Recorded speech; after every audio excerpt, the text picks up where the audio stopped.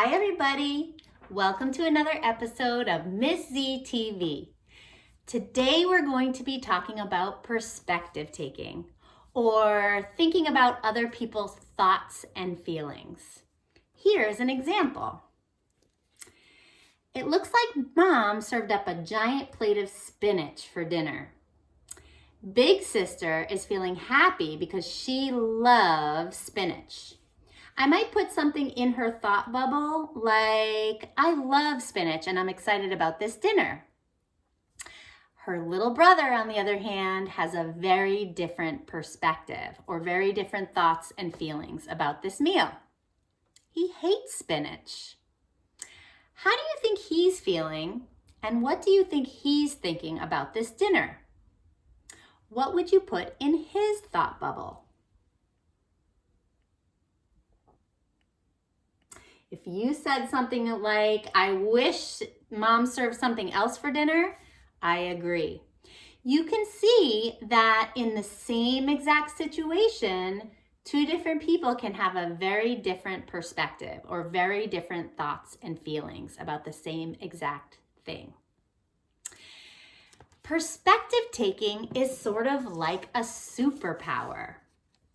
It is the ability, almost like X-ray vision, to see into people's thoughts and feelings.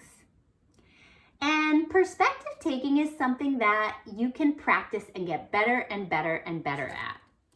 Today we're going to do that with my friend Gruntley, the main character of a story called All for Me and None for All by Helen Lester. Gruntley has a really tough time taking other people's perspective. But he learns a big lesson in this story, and I'm hoping we can learn alongside with him. But before we do that, I want you to just tell me what you see on this card. You can just say it out loud. What is it? A spider? No, no, no, no, no, no, no. No, that's not a spider. I'm looking at it. I see a beautiful butterfly. You still see a spider? This is really strange. I wonder if I need to look at the picture from your perspective to see what you're seeing. I think we should turn the card around. Oh, now I see the spider because I'm looking at the card from your perspective. What do you see? You see the butterfly because you're looking at the card from my perspective. Sometimes we have to take someone else's point of view or try to think about what they're thinking about or see it the way they're thinking to understand their thoughts and feelings.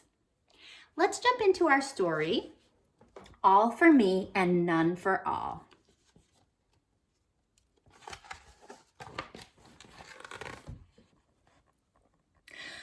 Gruntley was a ball hog.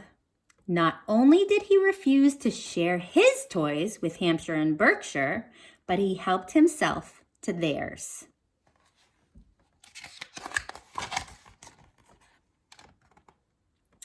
Gruntley grabbed Yorkie's shoes, even though he already had far more shoes than feet. And it got worse. Gruntley constantly snuck up on Woolworth and Cluck to gather more fluff and feathers so he would have the poofiest pillows. If there was a something, he wanted it all for himself.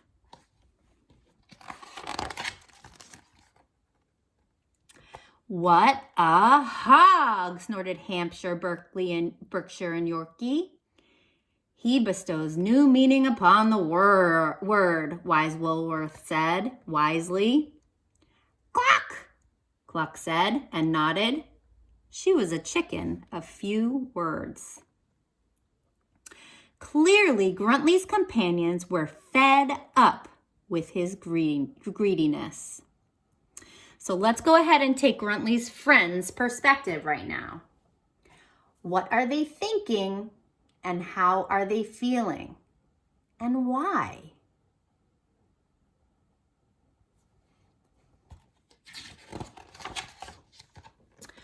One day, as Gruntley was skipping along, wolfing someone else's donut and collecting illegal flowers, he came upon a sign. The Parks Department invites you to a treasure hunt on Saturday. Oh, yes, exclaimed Gruntley. A treasure, all for me. Gold up to my belly, silver to my snout, diamonds to my pointy ears. That's what it's all about. Hey!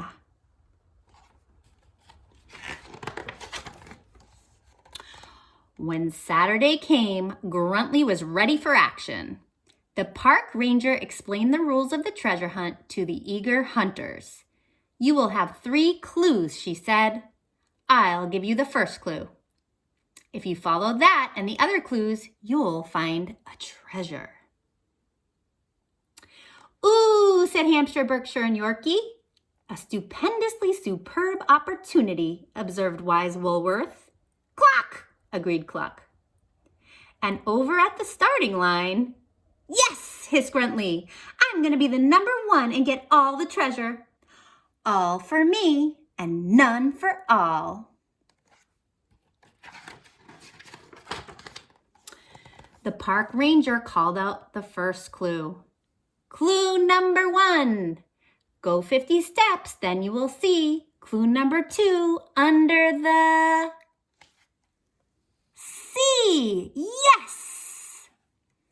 Gruntley was in such a hurry to be in the lead, he didn't bother to hear the end of the clue.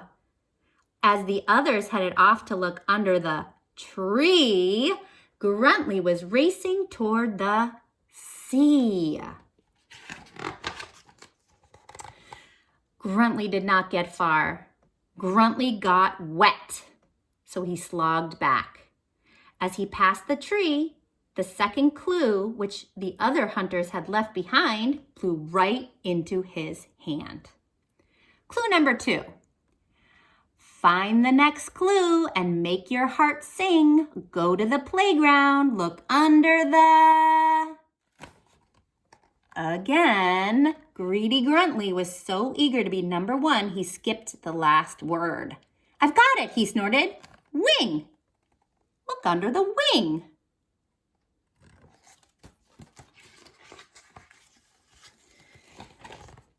Several annoyed and squawking birds later, Gruntley gave up the wing idea, and as he hurried past the playground swing, he tripped over the last clue, which his companions had tossed in the grass. Clue number 3.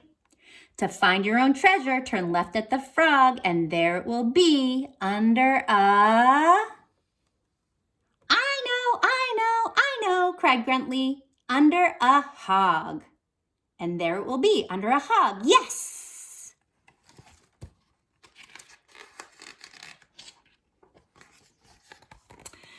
Gruntley galloped on, zoomed left at the frog, and screeched to a halt.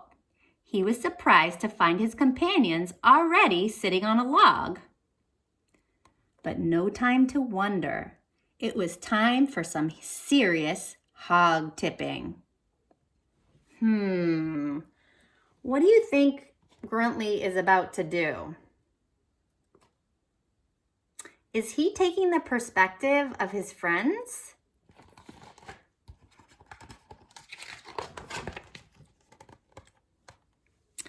Pardon me, move it, please. Sorry, Woolworth, didn't mean you. Scusi. When both the hogs had been tipped with absolutely no treasure beneath them, Gruntley paused and blinked. How could this be? No gold, no silver, no diamonds? Wait a minute. Gruntley eyed the little bags the others were clutching. What you got? The little group backed away. Trail mix, they answered. Our treasures. That's it? Trail mix? Seriously?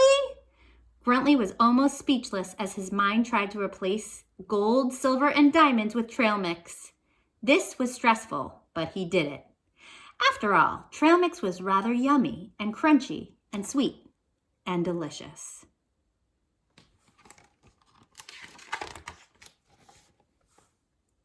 I don't suppose there might be some left for me.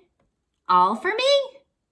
Gruntly's fellow hunters, fearing that he might grab at any moment, gripped their little bags so tightly they cracked.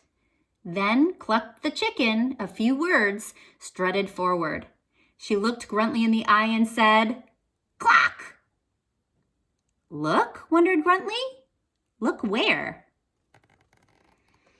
Cluck pointed her ruffled wing toward the log. "Cluck!" "There?" asked Gruntly. And then Cluck got down on her knees, or whatever chickens get down on, and pointed way low with her beak. "Cluck, cluck, cluck, cluck, cluck, cluck, cluck, cluck, under the log."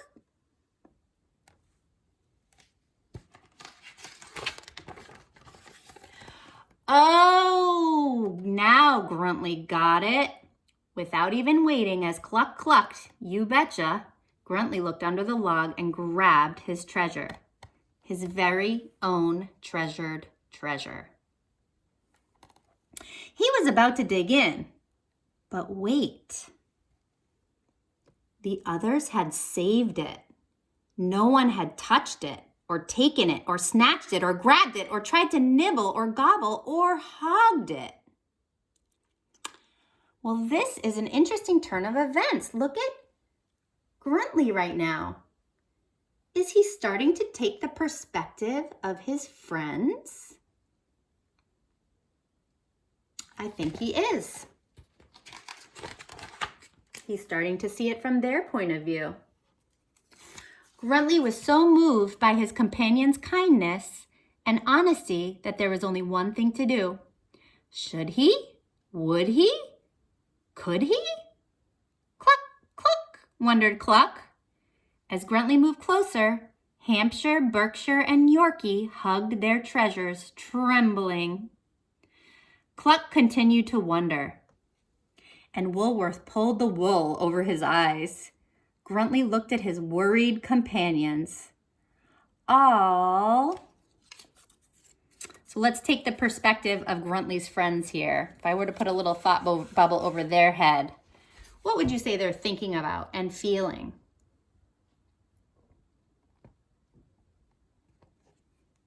I think they're nervous about Gruntly because they're so used to him stealing their things.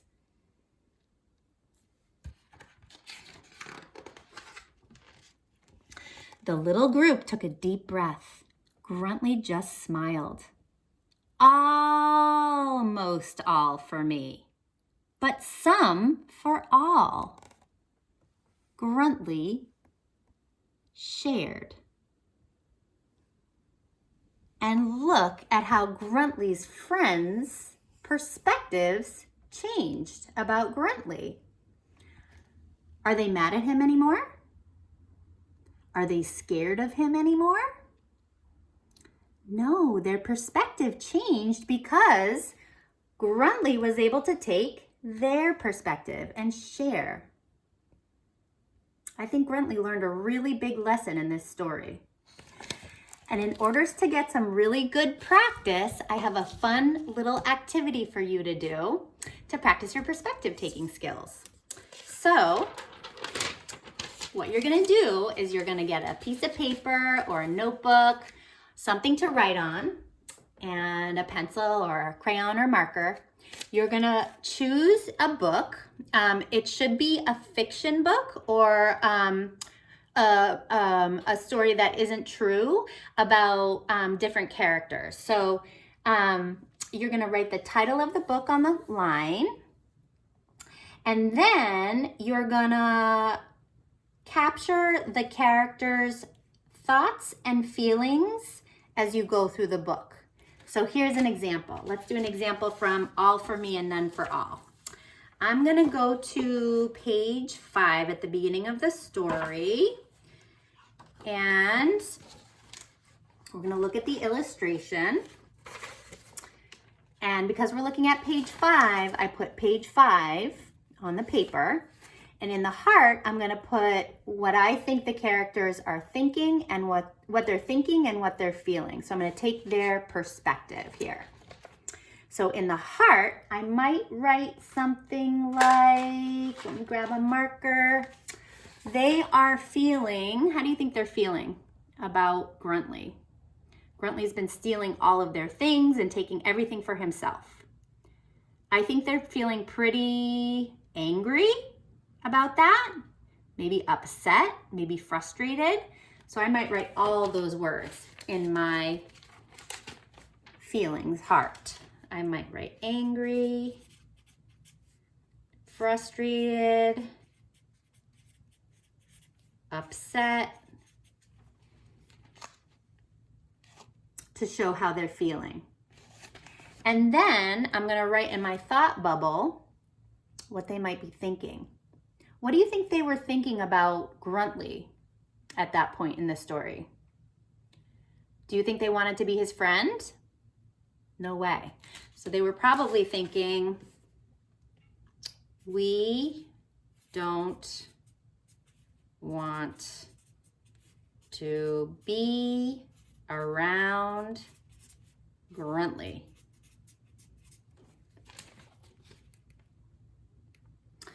So that's an example for you. So as you go through your story, you're gonna stop and talk about the character's perspective, their thoughts and feelings, by writing the page number so that you can later go back and look at the illustration that you're writing about. And then you're gonna write the characters that you're talking about, their feelings and their thoughts. And you're gonna keep going through the story until the story is done. So you might stop again at page 8. You might stop again at page 12 when important things happen in the story and the characters are having big feelings. So you get to pick the pages and the characters that you talk about, and you're going to go through the whole book and talk about their perspectives. And that'll be great practice. So thank you so much for joining me for this episode of Miss Z TV, and I can't wait to see you on the next episode. Mwah!